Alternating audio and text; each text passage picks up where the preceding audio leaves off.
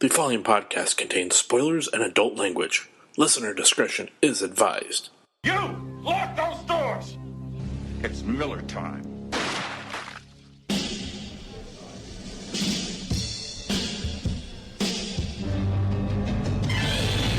Welcome to the Showdown Podcast. This week's episode, live from the Midwest Toy Fest in Indianapolis, Indiana. I am your host, Brad Scott. As always, I am joined by Vic, Has-Brother, Miller. I do has brother. And Corey, Jackass in the Box, Miller. I don't even know how to respond to that one. And I am Brad He-Man Scott. Of course you are. And we are live here in Indianapolis at the Wyndham Hotel. Struggling there. It's a little harder than it looks, isn't it? Yeah, we're here at Midwest Toy Fest in Indianapolis. And it is what, Vic? So the Midwest Toy Fest is basically an ongoing convention that specializes in collectible toys and comic books specifically. So it's not a lot of like gaming and things like that. It's specifically about toys and comics. Okay. I thought you had something to add. You just go with You nothing. had this look like you were. Yeah, you really did.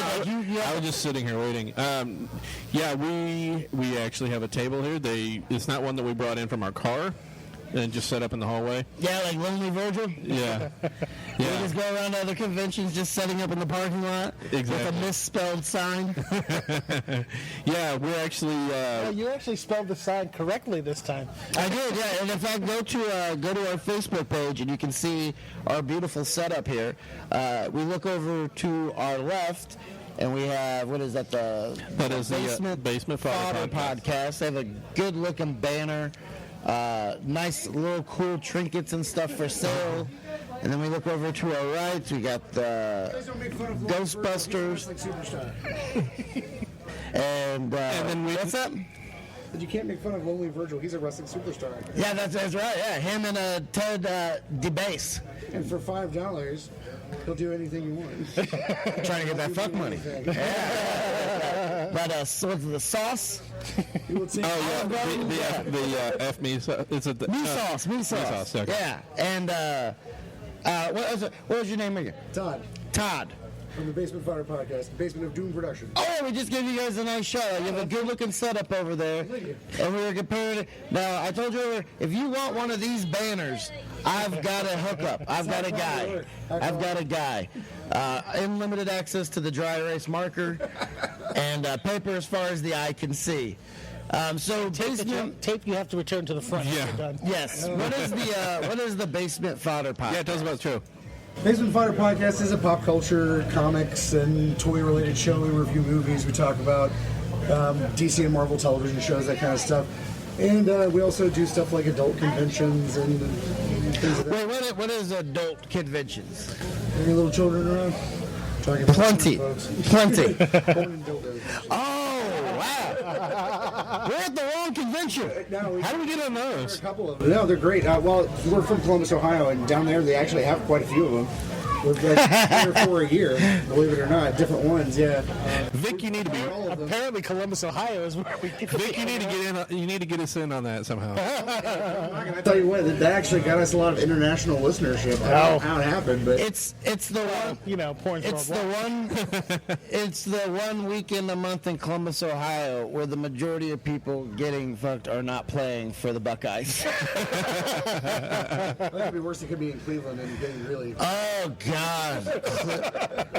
You know what they have. You know why LeBron left the first time? Because the word leave is in the name. It's not Castelland. It's Cleveland. They keep trying to sell that Believeland shit, but it just doesn't work. No, it's not. I was like, I believe your town smells like ass. That's what I believe.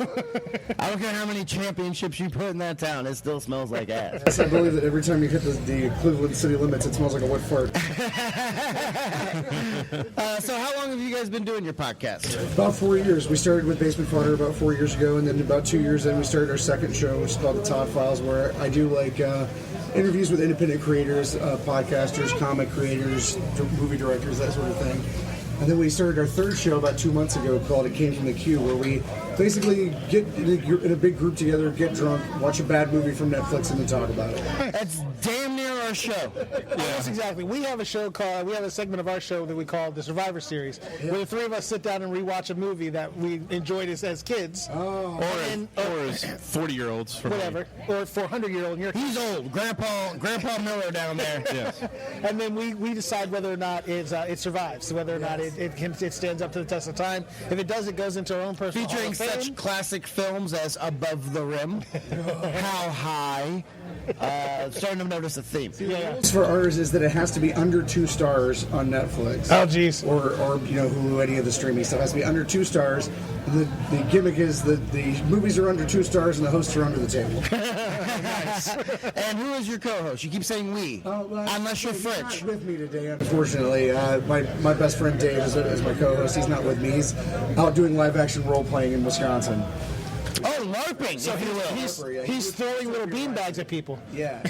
He's doing a post-apocalyptic LARP called Dystopia Rising this weekend, so he didn't come out with me. But I did bring my wonderful booth babe along, which we affectionately refer to as the Basement Beach.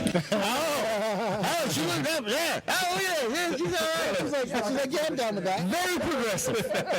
Guys having fun? Absolutely. We're about to do our podcast panel here in the next few minutes. Let's see if it is Oh, yeah, I'm joining you.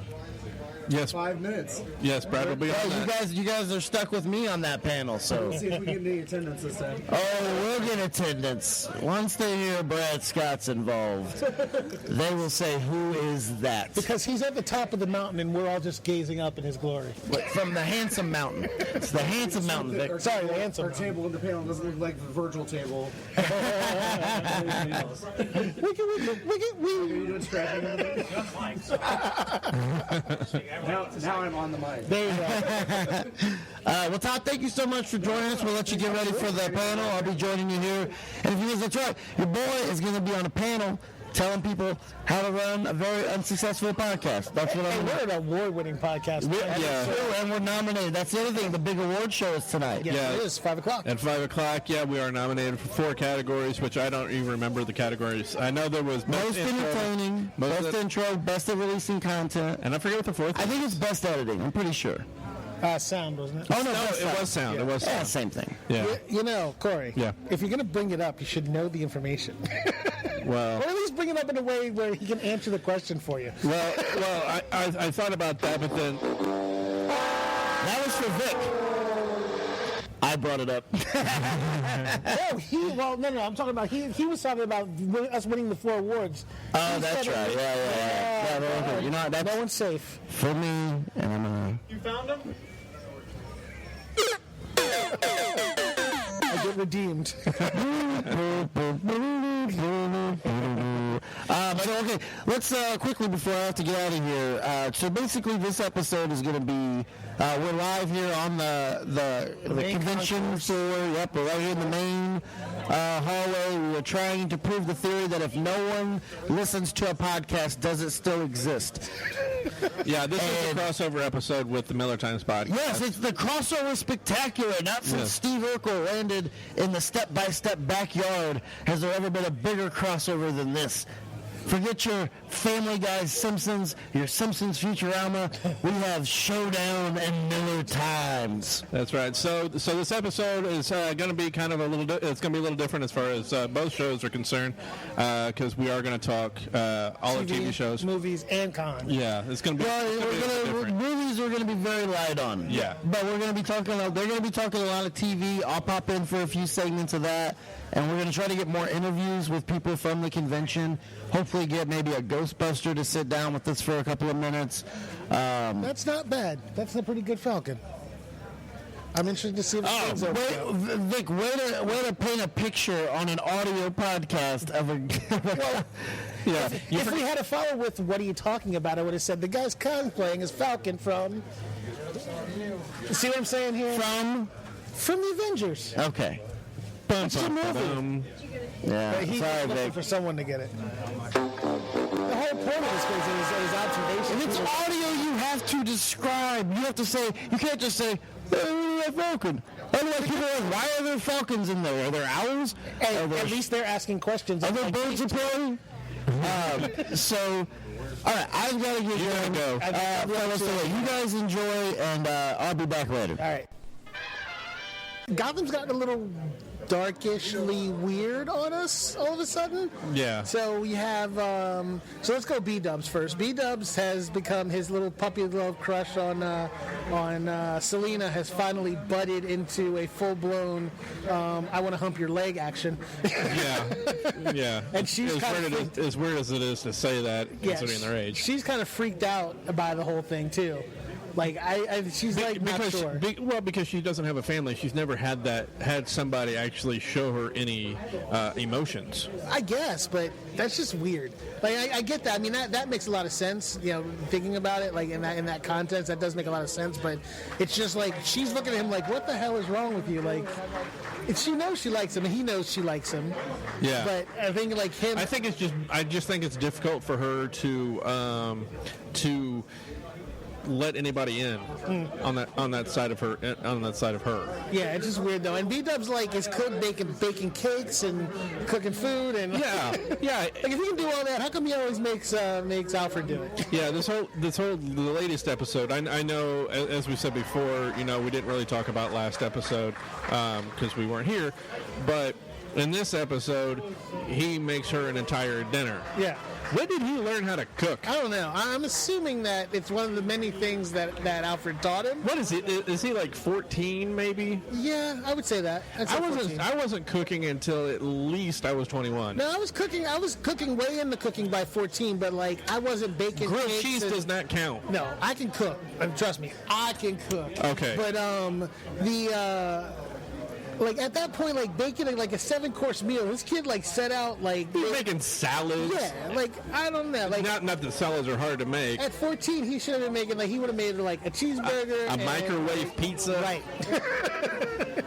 Though he is rich, so he wouldn't have done any of that. He would have had Alfred make it for him. Yeah, even when his parents were still alive, he didn't make anything. Right. So I don't know where this knowledge of making food comes from. I guess when Alfred and him went on that little sojourn of theirs, that journey of enlightenment, he taught him how to fight and also taught him how to cook. Yeah, I guess that's what we're supposed to believe. Yeah. Because it's like that. Well, you never see them go to the bathroom. Why aren't they going? Well, it probably falls into that category too. It's done off screen. You just have to assume that it actually happened. We have to assume that that's what's going on. Yeah.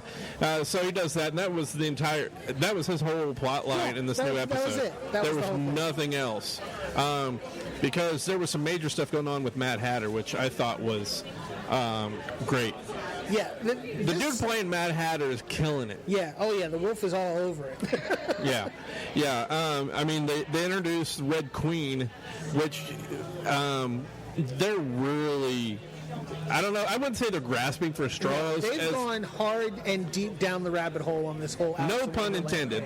It's exactly what they've been doing, and they've been pushing it hardcore because every week since they started this with Mad Hatter, they have had another introduction of something else to do. From Alice in Wonderland. Yeah, so they had Tweedledee and Tweedledum show up. Yep. Then they did the White Rabbit last week.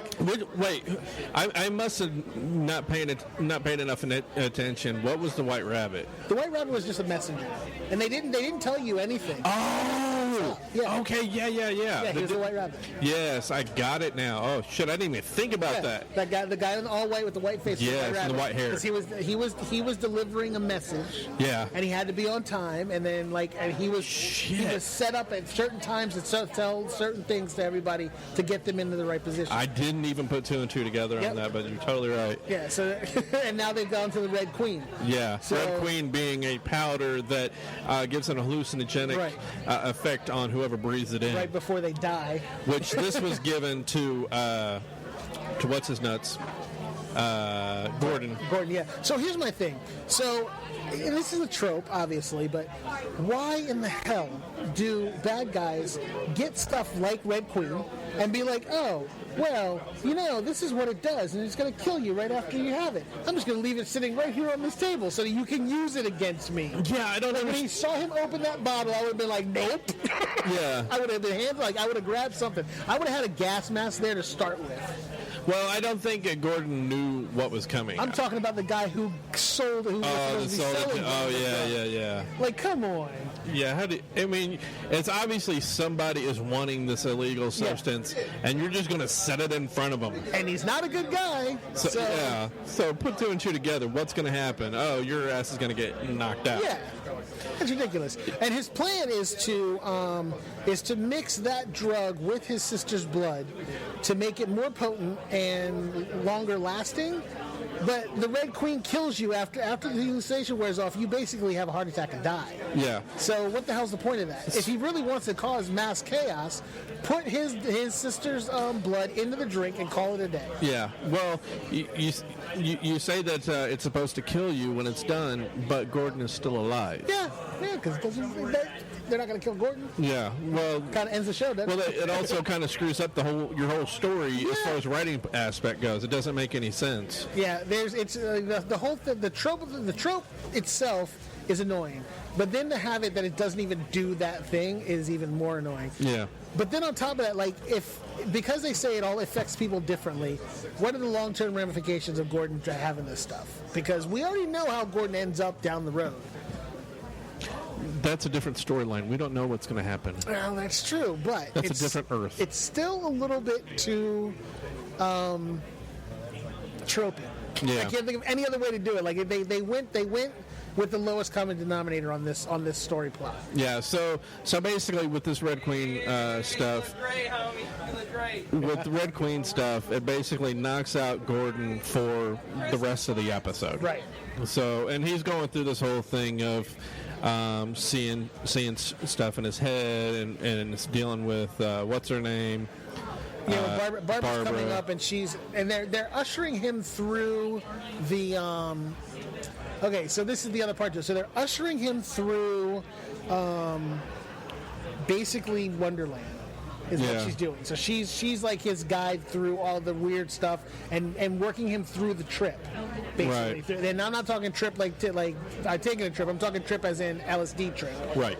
So she's working him through the hallucination, and he's seeing all this stuff, and she's trying to prove to him that he actually, that he's still in love with Lee. Like he needs to come to grips with all the things that he's that he's denying.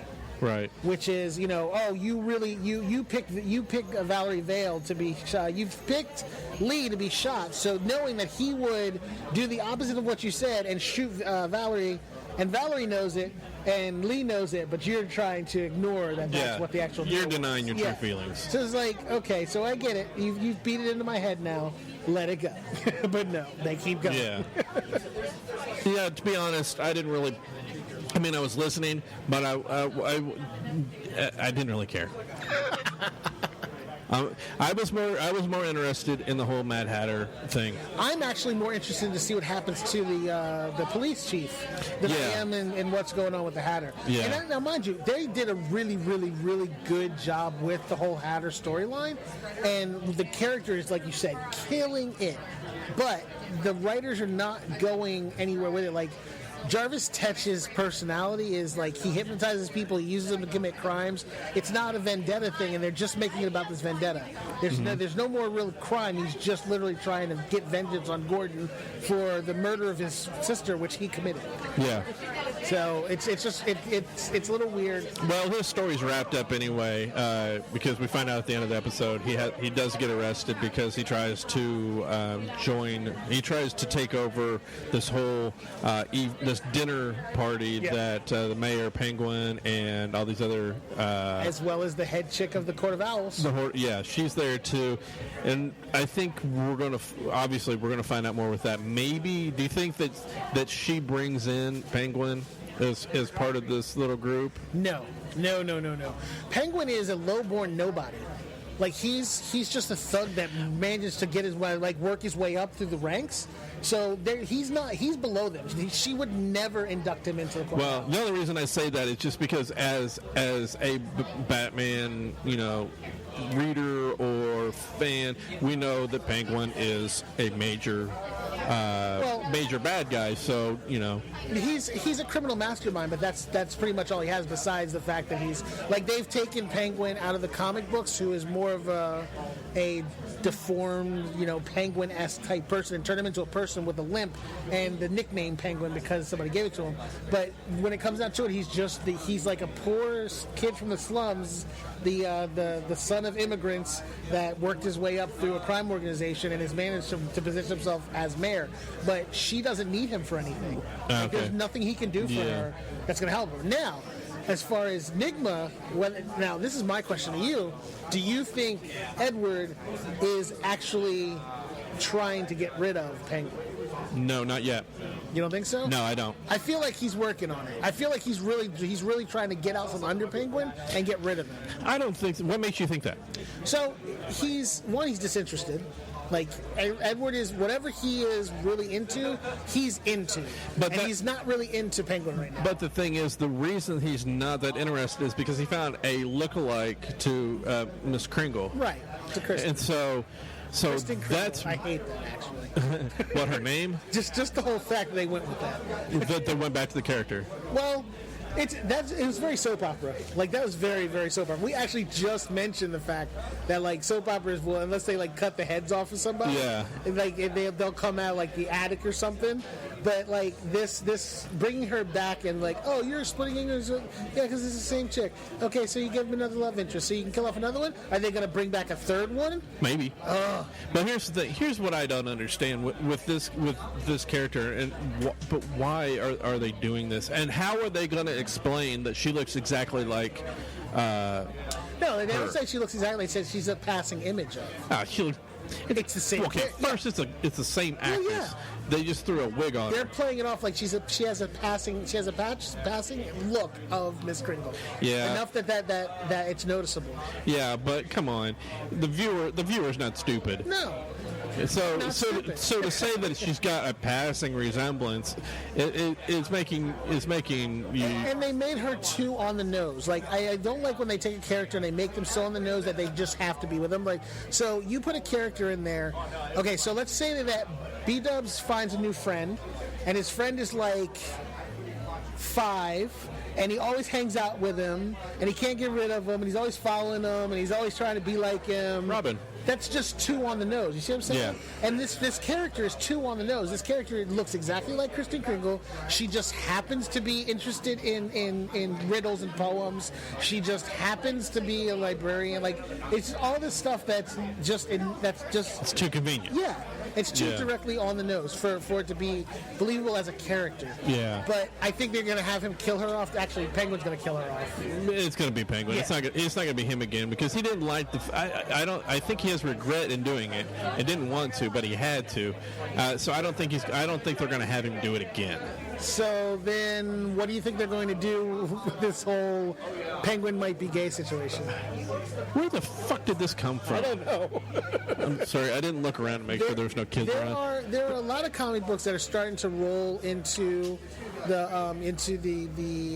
We're going to incorporate homosexual characters. Okay, that's great, but don't go out on and make an issue of it. Just do it. Well, no, but and to make it such a sudden thing, like out of nowhere, there was no indication. And mind you, I don't know. I mean, maybe that's how it works sometimes. But for them to all of a sudden turn him in for him to be like, I want to profess my love to him. And like, where does this come from? Like, all he did was say, I believe in you. And I understand he's got mommy issues. Yeah.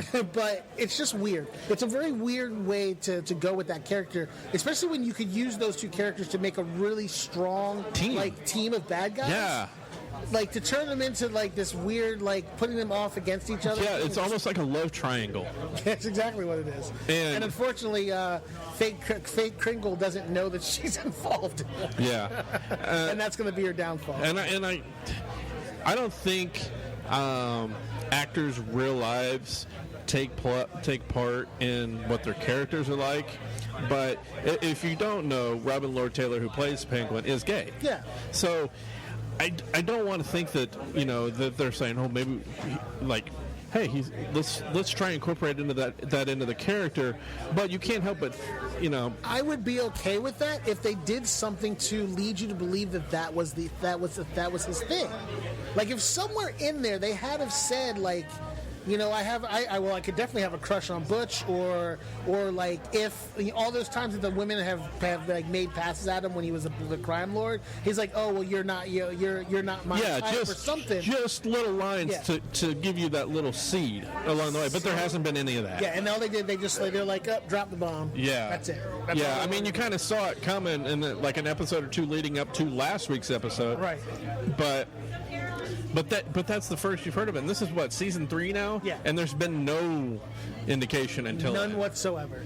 So, other than the mommy issues, there's been no indication that would be that's a thing. Because even if I remember correctly, he was kind of flirtatious with his sister. And that could have been playing it against him. Maybe a little bit. I mean, I don't know. I don't see it. I don't see it at all. I think it's just it was a throw-in thing that they decided they were going to do out of nowhere, and they're going to play it all. They're going to kill it off somehow to do with Kringle. But I'm just I don't know. I just think it's a weird track to go. Rather than if they had have done a little bit more to build up to it, I would probably be okay with it. But this sudden switch is just too much. Yeah, I think you're right, and I think if they wouldn't have brought that aspect into it at all and kept it to where you got this, what the viewers know as two major villains as a team, would have been perfect. So, what do you think? Moving from them, what do you think is going to happen with the police chief? So he goes into the interrogation room and he gets mad and he right. That happened 2 weeks ago, and then this week he ends up going from good cop to bad cop in no time, which gets what's his name? I was like, hey, I thought I was bad cop. Yeah. So see, I tell you, that Venom thing, it's really looking like that's what it is. Yeah, it's going to end up. No, my first thought just a second ago was that maybe he ends up turning into Bane, but I don't believe that. I don't know where it's going to lead to. I really don't. I think it's going to end up. He's going to be gone at some point as commissioner. Well, obviously, he's not the commissioner. He's just the police chief. Police chief. Yeah. So here's my other question: how long do you think it's going to be before Gordon ends up back on the force? Because that's what they were leading. That's what they were alluding to. Well, that happened at the end of this episode. He said he was coming back at the latest, the newest episode. That he was like, okay, I'm coming back, and he said that before too. Yeah, but I think he's coming back for sure next episode. So he's come back as a detective. Yeah. Or do you think they're gonna push him into that position? No, I don't think so yet. I think it'll end up leading up to that, but I don't. It's not going to be. I think it'll be gradual. I don't think it's going to. It's not just going to be tossed in there right away. They're gonna give it at least the rest of the season for him to get his quote unquote feet back under him in the police force. So Lee Tompkins and what's the crime lord's kid's name? Do you know? You remember? The crime lord. Yeah. You know her fiance is Falcone's. Oh yeah, Falcone's son. Yeah. I can't remember his name. I can't remember his name either. But that guy, I see him going big bad evil when she breaks up with him to go back to Gordon. You think she's going to end up leaving him and going back to Gordon? I think and when that happens, he's going to go to his father and he's going to be like, I'm in. I want to be part of the organization. I want Gordon. Yeah, and then he's going to start a war against him. My question is, I can't figure out who he would be in the pantheon of bad guys. Yeah, I can totally see that happening. I mean, he already doesn't like Gordon because he's knocking on his chick. Yeah, because Gordon still he knows that Gordon still has feelings for her. So I think obviously there's already that tension there, that anger's there, which is always what starts a villain to be a villain. Yeah. So it's just a matter of time. Maybe that ends, at the season finale, where or maybe a couple episodes beforehand we see the full turn. So we'll see. This episode wasn't bad. Like I said, I'm kind of indifferent about the whole sister thing, and then I just feel like they're going how many more things so we have the Cheshire Cat. who, mind you, is an actual character in the DC universe. I think we're done. I think we're done with the whole Alice in Wonderland thing. Yeah, because they're going to put him in Arkham. Yeah, but maybe he comes back later. But because they said that he's in Arkham, I think that's done. I think they're done, at least for this season. Maybe down the line, if the show goes on other seasons, we see him again. But I think for now we're done. I just don't want him to, like, if he comes back, I'm okay with it. I just don't want him to come back as nothing more than a affectation of Alice in Wonderland. Like, I want him to be the Mad Hatter. I want him to be, like, he's crazy, but he's crazy and, like, he's crazy smart. Like, he runs around and does crimes utilizing what he does, but they're not doing that. They're just making it this whole vendetta thing. So I'm hoping that if they do bring him back, they bring him back more as the bad guy than, this weird character. Yeah, so, we'll see. We'll see what happens. Yeah. So our next show that we're going to talk about is The Flash. Oh, The Flash. Now let me tell you, before we go into this, I was thinking about this last night, and of all the comic book shows that I watch, 2 seasons ago, that's when Flash started. Right. So he was at the bottom of my list. Okay. S.H.I.E.L.D. was at the top. Okay. That's changed. Really? Yeah. S.H.I.E.L.D. is like third out of the 4. S.H.I.E.L.D. is third, right, and Flash is number 1. Well, I think for a lot of people, Flash is an endearing character. So they I don't know whether it's just because he's such a nice guy and like so innocent about the way he does things. I think that endears him to people a lot more. So I think that he's moved into, like, he's captured the hearts and minds of the watchers, of the viewers. That may be true, but for me, it's the story. The writing is so much better than what I'm seeing on S.H.I.E.L.D. right now, because I feel like everything with, I guess with the characters on S.H.I.E.L.D., I'm indifferent to. So I think the problem is that S.H.I.E.L.D. is kind of like a procedural at this point, if you really think about it. Like, think about like SVU and all those other things. So it's more procedural than it is just like, this is more action like oriented, and that's more procedural. Like they have like a specific thing that they're trying to accomplish from start to finish. It's just real dry. The like cut and dry is what they're doing. Yeah. Also, the storyline, and mind you, we'll go into S.H.I.E.L.D., we'll get into S.H.I.E.L.D. later, but this storyline has taken a turn, so it's making it better. But I do understand what you mean, because like when it comes down to it, S.H.I.E.L.D. is a after watch for me at this point. So like I watch Arrow, I watch Flash, Arrow, and then basically S.H.I.E.L.D. is like, oh man, I gotta watch S.H.I.E.L.D. Yeah. So like, yeah, it's become an afterthought. And like I was telling you off mic that I had a busy week, so I was having to do a lot of catch up, and so I had 3 episodes of shows I had to watch last night. I actually had like 4 episodes, maybe 5 that I missed. I only had enough time to watch 3, so trying to pick and choose which ones I was going to watch. S.H.I.E.L.D., I was like, well, I'm just going to wait on that. In all seriousness, because I cared more about finding out what's going on with Flash. It was a good episode. So. It was a great episode. I mean, you find out that the Wells from another Earth is not who he says he is. I don't remember which Earth he's from, but I think it was like 87 or something some like random ass number. But whichever one it was, they find out that he's not the actual brain behind the solving of the riddle that the other Wells 2, right, Earth 2 sent. He's actually a novelist, right? And he is basically the muse to the guy who actually did it, because the guy who actually solved it is a shut-in, basically. Right. So he came to try to find out the story, to see what was actually happening in the actual. Like, since they figured out what was going on, they're like, "Oh, this should be exciting. I'll go and I'll see what's actually happening there." Yeah. So that's basically what it comes down to. So he's literally just no help, and he spent the entire episode just repeating everything. Said. Yeah, he was just paraphrasing. Yeah, and which I thought was really kind of funny. And it took a while for what's his name to figure it out. He's like, wait, he's just repeating everything I say. He doesn't say anything. He's not really doing anything. And he finally caught him by just making something up, and then he's like, I knew it. and so yeah, that was pretty funny. You find out that Caitlin, her powers are really coming into play now. Yeah, and it's the episode starts out with a flashback because the episode starts out with Captain Cold. Yeah. And I saw him, I was like, yes, Captain Cold. Oh, wait a minute, this is a flashback. Yeah, and then I was like, oh, god damn. Which you should have known anyway, because he It kind of threw me though at first because I was thinking that flashback was supposed to be the second explosion, the one that turned Jesse Quick. Oh, yeah. I thought it was that explosion, and my wife was like, no, it's not that explosion because they showed the plane. I was like, oh, they did show the plane. Yeah, they did. So that was the original one. So here's my thing.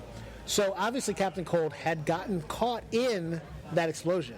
They all did. Yeah, they did. Nothing happened to him. Yeah. So he had no. Well, everybody though in the city did. Yeah. Because Not they all were of them there, got but affected. not everybody was affected. Right. So that's the way you can write that off. So that's not really something to. But to the look one deep dude into. got trapped in a mirror because a mirror fell on him as the explosion happened. Yeah, that was kind of odd, but I'll go along with it. I mean, hell, it's a comic book. It's a really comic book show. weird take on Mirror Master, who is an actual character. That is a real Yeah, character. it's a real character. And he uses... He has a gun that basically does the refraction of light thing like they're doing. It's just a weird take. It was kind of odd. But, I mean, as far as it goes to have him be able to use reflective surfaces to travel through things like make wormholes, it's a pretty cool concept. Yeah. And then trapping Flash inside of the glass was kind of cool too. Yeah. But Flash is training Jessie Quick how to use her abilities in the hopes of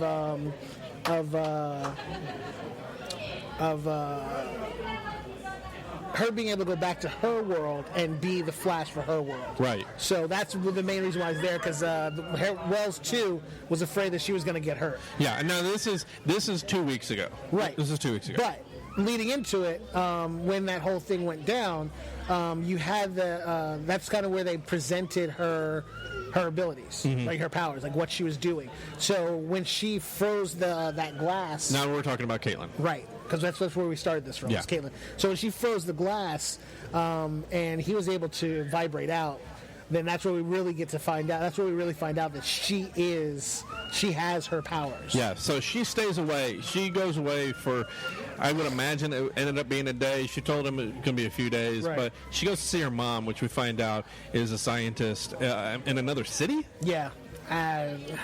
What city did they say it was? It wasn't a hub city. I don't know. I don't even know if they said it. I but- think they did, but I can't remember what it was. But Hub City's been coming up a lot, so. But they end up. She tries talking to her, and her mom doesn't really. She kind of like doesn't really want to talk to her. There's a lot of heat between the two of them. No pun intended. Yeah. And but anyhow, she finally says, "Look, this is something you're going to be interested in," because she ends up showing her what her power is. Right. Her mom's like, okay, so takes her down to the lab. They start to run some tests on her. There's a really hot thing that she ends up freezing, and so Yeah, they heated tungsten metal up until its melting point, but it still managed to hold its shape. yeah. So they made it hot enough to make it so it was malleable and it was liquefied. And then she froze it. And then she froze it. Yeah. The hardest substance known to man right now. Yeah. So after all of that, And they found out something interesting about it, that she didn't actually freeze it. what- She doesn't freeze things. She absorbs the heat. oh yeah, yeah. So that happens, and then after all the testing, she's like, I got to get out of here. This isn't going to happen. And then the scientist dude does a complete 180, and it's like, no, you're staying here. And Well, then, no, as soon as they realized that she was a what do they call it? Metahuman. A metahuman.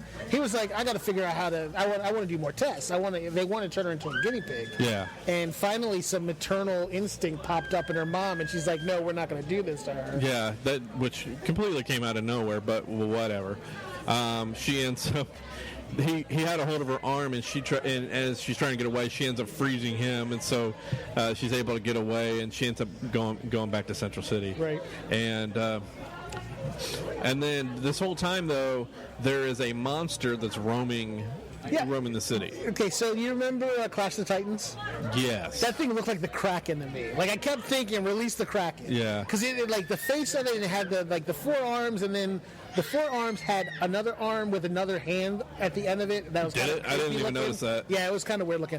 But it was just kind of raging through the city, like destroying things.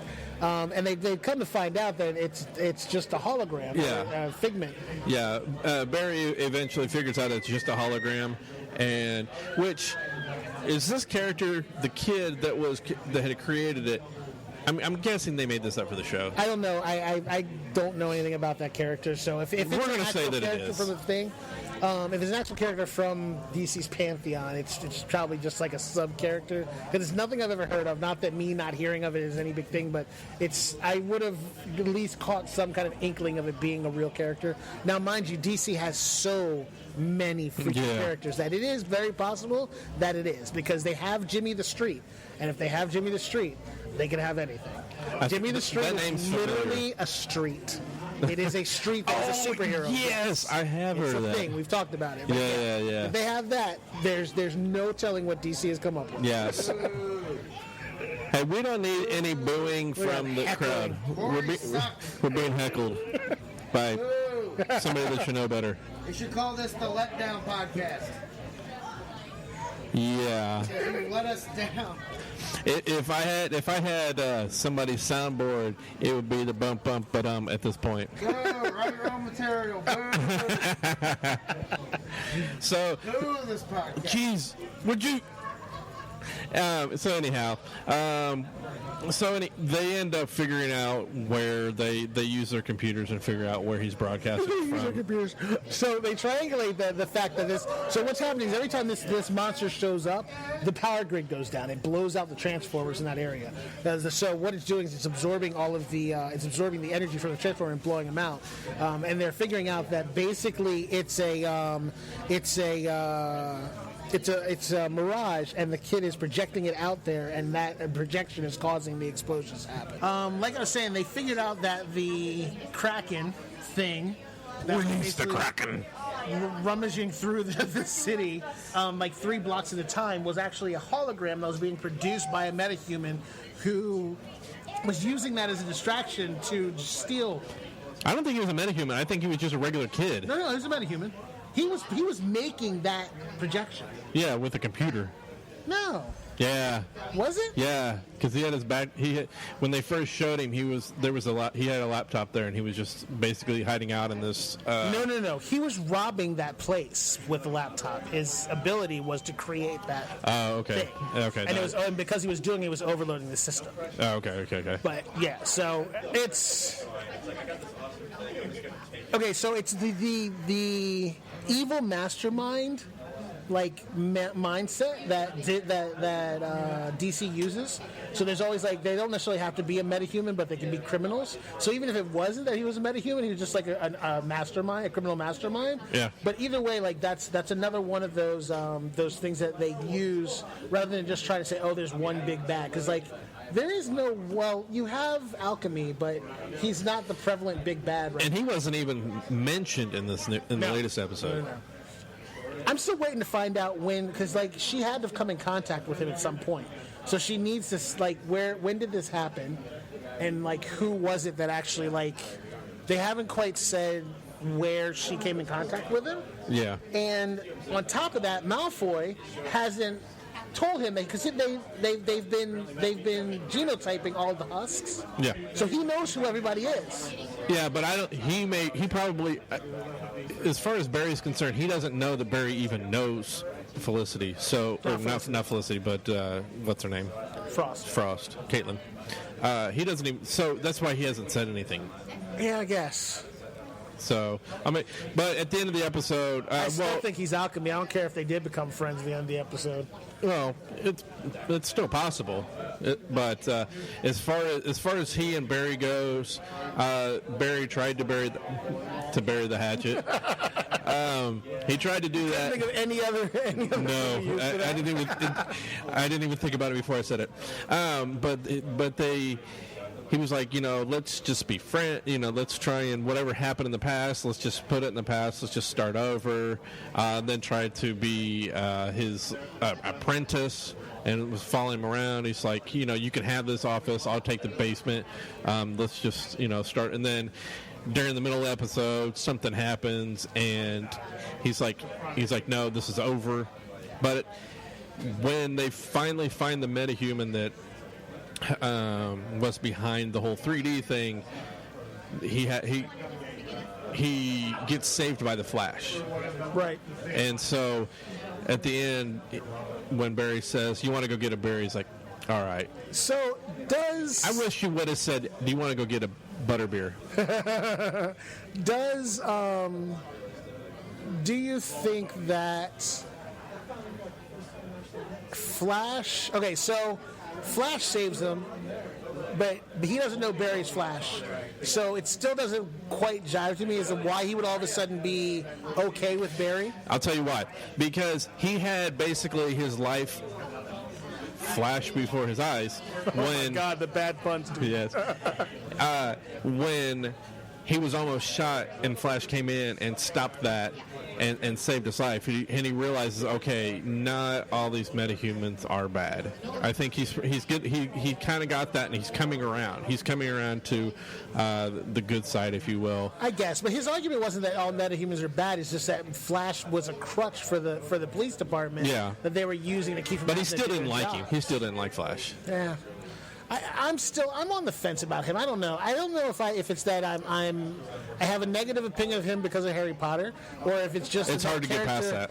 And it's the same character to me. Like, it really seems like the same character to me, but I just feel like he's being obnoxiously annoying in the way that he plays out not liking Barry, because there's really no good reason why he doesn't like him. Well, that we know of.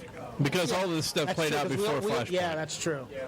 So, I mean, and we're probably not going to find out. I mean, unless he says something to Barry. I think it would be a bad idea for them not to at least let us know something about their background as to why.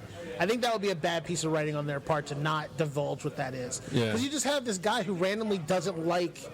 I can understand not liking metahumans because that's just prejudice, but not liking Barry for no good reason. Like, they should say, like, Barry slapped him in the face or kicked his mom or something. There should be they made it seem like the reason why he's like that is because Barry was had an attitude towards him, and he probably did because Barry was probably like. Have you ever seen Barry have an attitude towards anybody? Well, true. He's like a church mouse.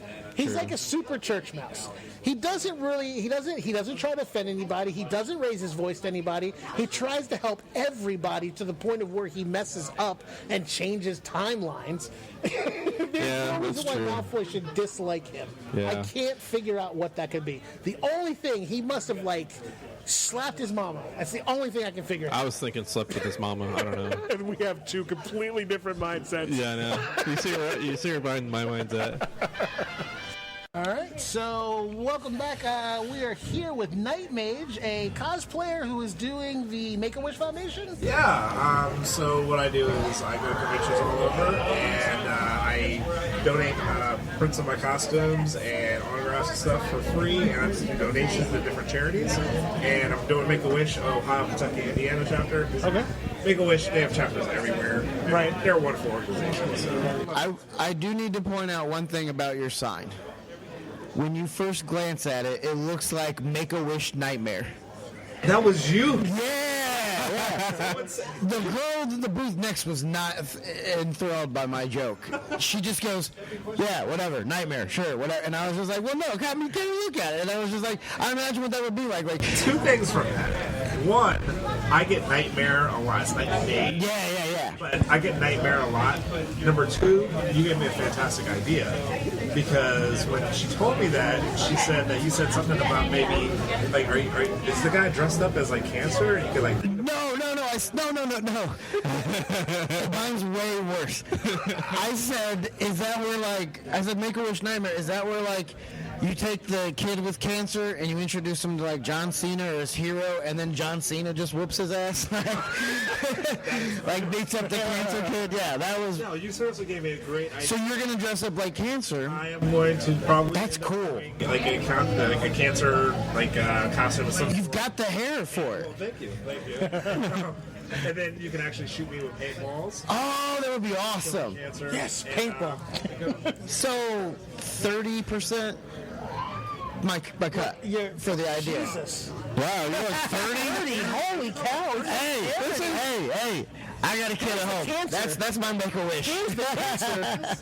We cut this out. So how long have you been doing this? Actually, I started really in 2011 for Halloween. I always loved dressing up for Halloween, and that year I wanted to go as Jon Stewart Green Lantern. That's a costume you just can't. As wait, what? Jon Stewart Green Lantern. Jon Stewart.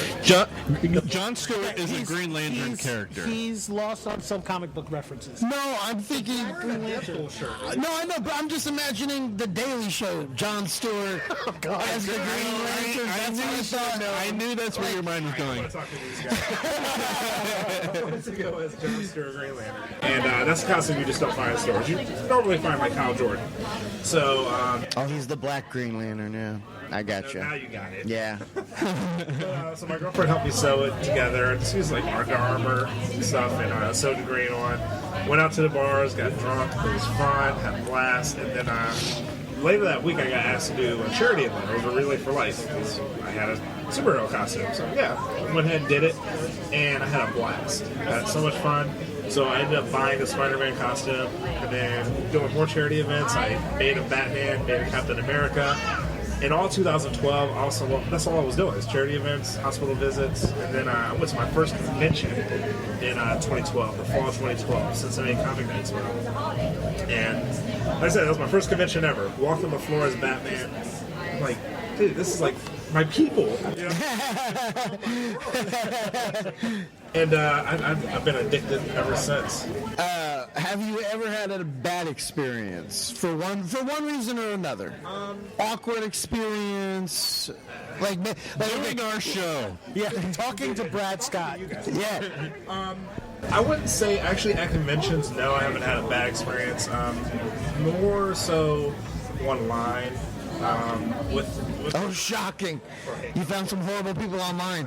So you must have been talking with Corey. Seriously, like I found that the cosplay community is very supporting. It's a loving community. It's like we're family, you know. Mm-hmm. And but online, that's where the negativity and stuff comes into play. The trolls. The trolls. Yeah. Yes. So more so, it's like, oh my god, Batman can't be black, or Oh, that type of stuff. cheese and rice. That's Yeah. stupid. I listen. I'm 6 foot, 255 pounds. I was a Captain Planet earlier. I have no problem wearing spandex. Oh, yeah. Spider-Man can't be that big or something. Well, no, and you know what? Like, have you ever seen Black Spider-Man when Venom's on him? Yeah, exactly, So, actually. or sorry, when he's in the black symbiote. I actually did Venom. So yeah. Yeah. You know what the most ironic thing about that is? Is the guy commenting that Batman can't be black is like a 350-pound white guy who himself could never be Batman either. There's infinite Earths, so you know Yep. I'm Batman from Earth number 3004. Like why can't he be black? Yeah, he's the Batman that shows up late. On And this Earth, everyone's black. So the entire population. So there's sounds like Corey's nightmare. Of course. Oh, by the way, that's just a running gag. He's not really racist, but we just like to say he is because he's. I mean, look at him. He looks old and. Yeah. Like, yeah, he looks like he's from a generation. He looks like he's from a generation of accepted racism. That's all we're saying. You look at him. He looks old. Yep. Sure does. Manage is honest. I love it. Wise. See, that means old. I'm going to use that. Yeah, wise, you know, like the owl on the Tootsie Pop commercial. Wise, like Sophia on Golden Girls, you know. the one you'd marry. Wise, like the 108-year-old Cub fan that they just found. Who was only waiting to die after they won, and he's no longer with us. Yeah, good for him. So what's been we talked about, you know, the worst experience of it. What's been the best? Is there one or two moments that have just stood out? No. You know what? I have to say, honestly, I'm like really thankful and blessed because cosplay has opened up so many opportunities, so many doors. I started this, you know, like I said, in 2012, really, and since then, I've made costumes for WWE superstars. Oh, that's right. Yeah, there it is. No, this is my wheelhouse. Now we can talk. Titus O'Neil. So I do a podcast called WrestleMania with my friend who writes for the Bob and Tom Show. We're professional comedians and we just love wrestling. So we talk about it. We try to make it humorous and everything else. But we also like to talk about kind of the issues that they don't cover through like your mainstream. The Titus O'Neil getting suspended for 90 days for touching Vince McMahon's arm. Because what's interesting about that is weeks before that, my whole thing is I love Titus O'Neil. I think he's one of the best guys they have, and he is classically what Vince McMahon looks for in a wrestler. He is a giant, sculpted guy who is cut, strong, big, and can talk on the mic, and I always said, but it must be that he's too black to become like, because that has to be the only thing, is they don't think their fan base can embrace. They can embrace The Rock, because The Rock, you know, he's Samoan, he's a little more light skinned. Everyone says that, but honestly, The Rock is his charisma is just off the charts. It is, but there's you have to put him in a different category. But there's no reason Titus O'Neil shouldn't have had a singles championship or been a top heel. I would like to think that year, that time, he actually would have won the Andre the Giant medal. Yeah. If that had to happen, I would like. But the fact that something like that would take him out of contention for that, I think draws more, like that's, because there's always been an underlying of racism in pro wrestling. I mean, the Mexican is going to be a matador. You know, the Native American's always Tatanka. Yep. You know, and Titus is amazing. The guy has so much charisma. He is a great athlete. He's actually one of the best athletes they have, and that's so cool that you got to. Did you get to do for Darren Young as well? So no. Actually, what happened was I actually ended up being friends with the guy, and he's really good friends with Xavier Woods. Oh wait, no, I heard about this. And so we got some beef, Night Mage. Go ahead. Tell your story. So, he's a huge into cosplay and stuff like that. It turns out he was a fan of mine, and I was a fan of his. So when we got hooked up, we're like, oh my god, we were just like fangirling over each other. And so I got the opportunity to do some stuff for WrestleMania with Becky Lynch and stuff. So I mean, it was amazing. And then did some Dragon Con stuff. But No. I heard that you dissed Xavier Woods, right? Isn't that what the guy said? I don't know what you're talking about. Are you talking about those guys that were here earlier? Yeah. K-Bars. who? I think you're probably thinking of a different. I don't think he's. No. I doubt there's two people we talked to that knew someone that did costumes for Titus O'Neil and Xavier Woods. The person that told us that.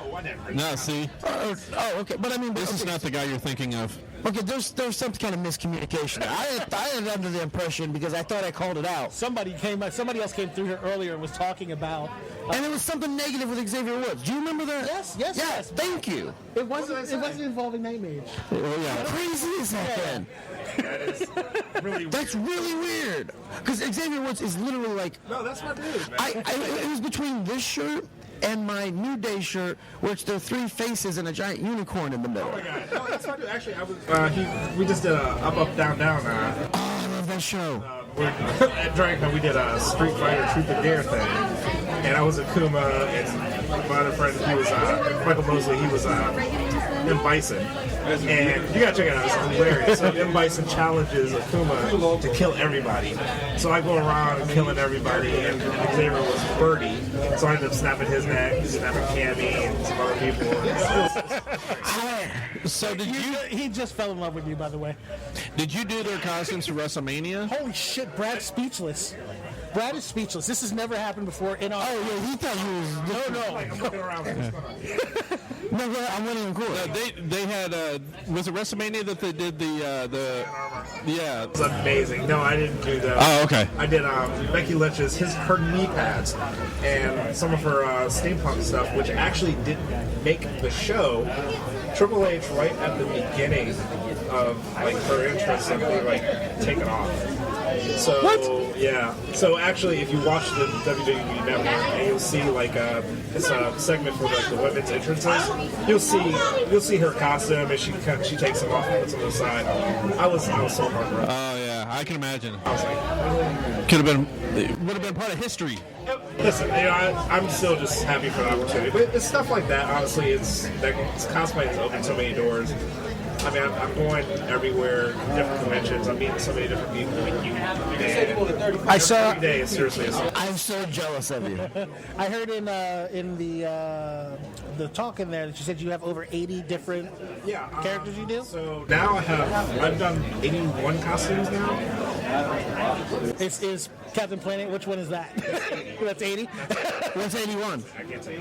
Oh, okay. I just What's your favorite?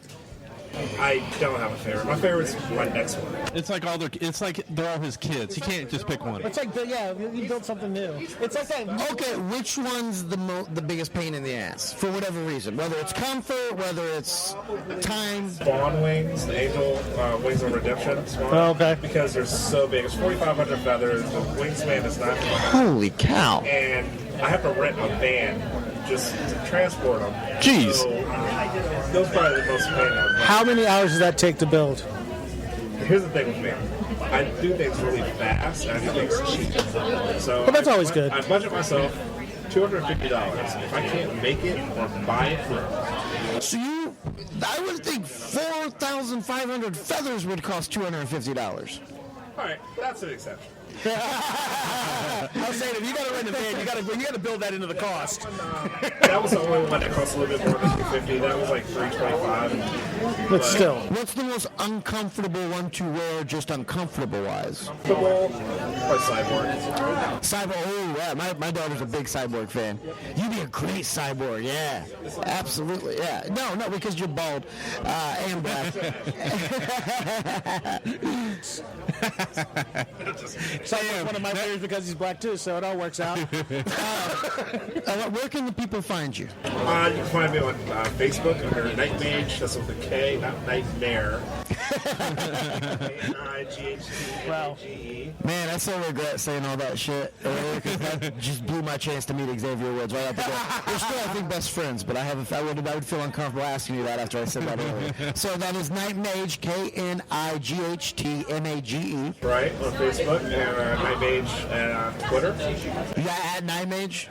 No number, nothing. That's amazing. That's a tough pull. On Instagram. Who was Night Mage original? I don't know. Dude, I would black. Have you looked him up? Whenever Have you looked him up? No, I haven't. You should look him up and message him and see if they'll give it to you. I mean, I've already established. Not only that, but whenever you post something, you should have like hashtag like die Night Mage 1. Die Night Mage. Yeah, just hashtag that every time. I honestly think if you just message him like, look, man, I go cheer up kids with cancer. No, because then you know what's going to happen? He's going to troll and be like, yeah, you can have it for $1 million. Yeah, he's gonna charge him. Well, maybe he's a nice guy. No, He's like, they're not. No, they're not. You know what would be interesting? What if he's just a huge Night Mage fan who got to Instagram first? I actually came across, it was probably about 6-7 months ago, I came across a guy who literally, like, he wasn't posing as me, but he was seriously such a fan that, like, He cosplays as you? Wait, no. So he had like an account that he had a Night Mage account, but it was almost like a tribute. did he put it in like the description, like not the real Night Mage or something like that? No, he didn't do that. Oh well, shit. I messaged him and I was just like, hey dude, those are some awesome pictures. I appreciate the support. And then he was surprised that I messaged him. And that's how I found out. But yeah, it's not like he was like, It wasn't malicious, yeah. Right. So you just basically make everyone happy that you meet. Like everyone you meet and talk to is just happier after having done I've so. never seen this guy speechless or smile this much ever. I've had people say that I'm like the John Cena of cosplay. Nice. I don't get mad, dude. I'm like very. And I'm having trouble seeing you. Gosh, so do you have any other questions? No. Are we running low on time? I know that's Yeah. Yeah, we gotta get. Yeah, we've got to get going. But we got to go we got to go watch ourselves lose awards. So We're nominated. Nominated for 4. Yeah, for 4 awards for the. We're getting ready to start. Will you become a regular? Yeah, I'm based out of Ohio. We'll Skype. We'll find you. Please, yes. Like this has been my favorite interview, by far. All right. Yeah, absolutely. I see it in your eyes. Yeah, and I feel so bad about the Make-A-Wish jokes. I thought they were funny, but now like you're just the best person ever. Came out of it. Gave So me a cool idea for it. I tell you what, man. There's somebody else I think you should look up. Steve Simone. He's a comedian out of Los Angeles, and he basically spends his entire off time going to hospitals to cheer up kids. He gets like Bill Burr and Daniel Tosh to do benefit shows for him. I guarantee you guys could figure out something to do that would just be amazing, because you remind me of, like, you're like the black Steve Simone. Or no, you know what? He's the white Night Mage. Yeah. maybe he can be Day Mage. Huh? I like that. I like Day Mage. So yeah, we were so honored. Thank you so much, Night Mage, for giving us some time. We really appreciate it. Follow him at NightMage1 on Instagram. We're coming for you, Original Night Mage. And follow him on Twitter at Night Mage, and click like on Facebook. Plenty of people have. This has been Night Mage. Thank you so much, man. Really appreciate it. Thank you. My pleasure. Yeah, thank you. Thanks, guys.